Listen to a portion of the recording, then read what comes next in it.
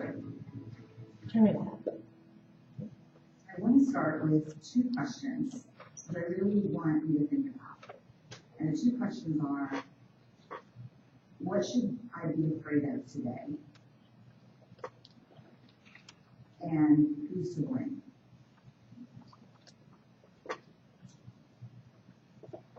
What should scare me and whose fault is it? To me, these are the most profoundly dangerous questions that we center our lives around.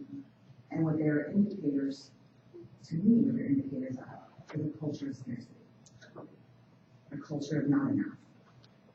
And when you think about anything in your life, think about education. What are we supposed to be afraid of? And who's to blame? Politics, the economy, social issues. I guarantee you, if you turn on the news or open the paper today, the focus would be, here's why you should be afraid, and here's whose fault it is. And what's interesting to me about that is it's not just at a cultural level or a community level. That stuff happens in my house every week. Every week with my husband, I talk to him about why we should be fearful and whose fault it is. Mostly it's his. But if something doesn't go well at my daughter's school, then I'm like, oh my God, this is going to have huge implications for our university. And we should be terrified right now that she's not getting cursive. I know she's 4, but this is still relevant. It's indicative of scarcity. So let's talk about what scarcity culture is and what it looks like. Scarcity culture, I think, is best understood with a simple question of never enough. And you can fill in the blanks. Never good enough, safe enough, certain enough, perfect enough, relevant enough. And perhaps I think one of the most dangerous and insidious messages today is never extraordinary enough. Somehow, in the world we live in today, an ordinary life has become synonymous with a meaningless life. And it has huge, and I watched it happen not only as a researcher, I'm a qualitative researcher, so I sit across from people and look in their eyes, and I have a good sense of what's going on in their lives. But as a university professor who's been teaching for the last 17 years, it's been very clear to me that extraordinary means relevant. And the top one is the big one for all of us personally, never good enough. Which is shame, which we all have on occasion, that sense that we're not smart enough, good enough, perfect enough, loved enough, promoted enough, we're not enough. So what we do in response to scarcity culture, I think all of us every day, is this. We wake up in the morning and we armor up. And we put it on and we say, I'm going to go out in the world. I'm basically just going to kick some ass. I'm not going to let anyone see who I am. And in doing so, I can protect myself against the things that hurt the most. Judgment, criticism, fear, blame, ridicule. I'm going to armor up, and I'm going to be safe. And we rationalize and we convince ourselves that this armor is really smart. And we use a lot of different things to armor too. Perfectionism, intellectualizing. But if you get really, really clear about what we're doing every morning when we wake up and decide to armor, it's this simple. This is what we're protecting. We're protecting being hurt for a very simple reason that no one really knows to talk about, which is this. Love, belonging, irreducible needs of men, women, and children. In the absence of love and belonging, there's always suffering.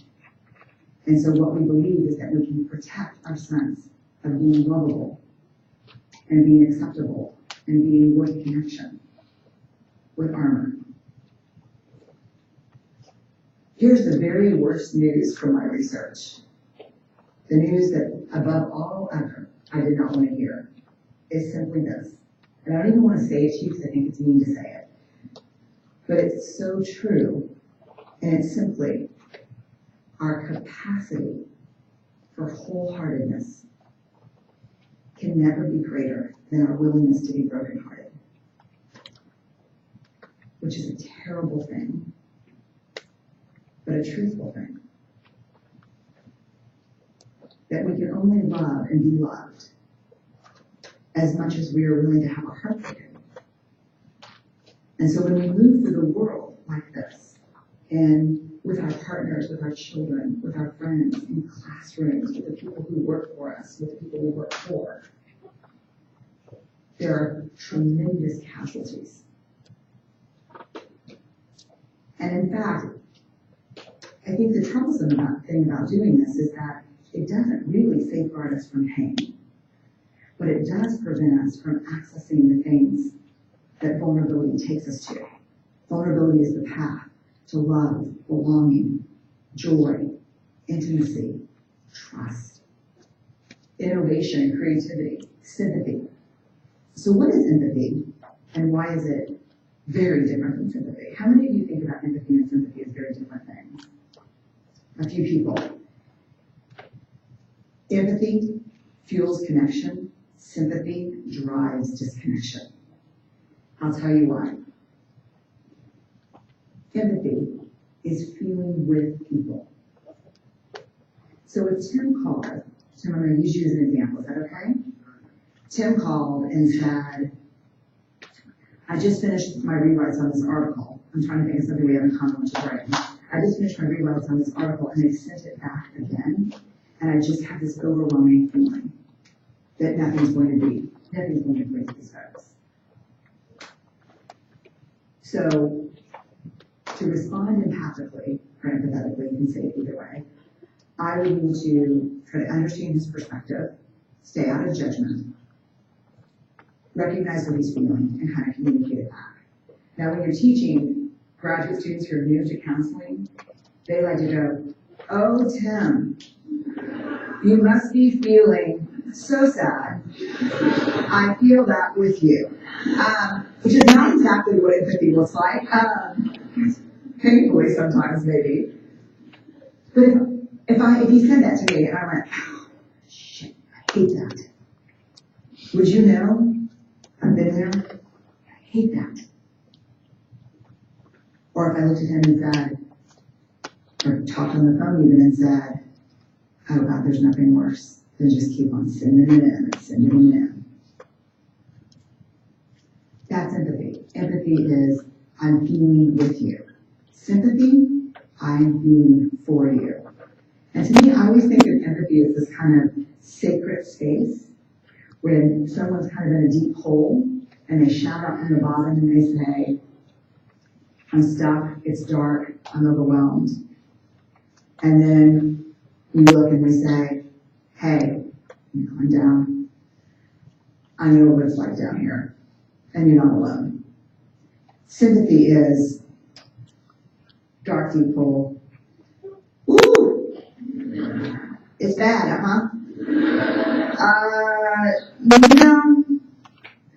you want a sandwich? In Texas, in the South in general, in the U.S., we have the worst saying ever that just smacks and reeks of sympathy, which is if Tim called and said, I keep sending it in and they keep pushing it back. And I looked at you and said, bless your heart. How does that feel? It makes you pretty mad. Because basically what I'm saying is that sucks. But too bad, and God is on my side. I decided I could make $1 million in Texas by simply selling a t-shirt that says, if you bless my heart, I'll punch your face. So sympathy is one of the things that really gets in the way of empathy. And sympathy is also often how we respond when we don't want to be vulnerable to someone else's struggle. Does that make sense?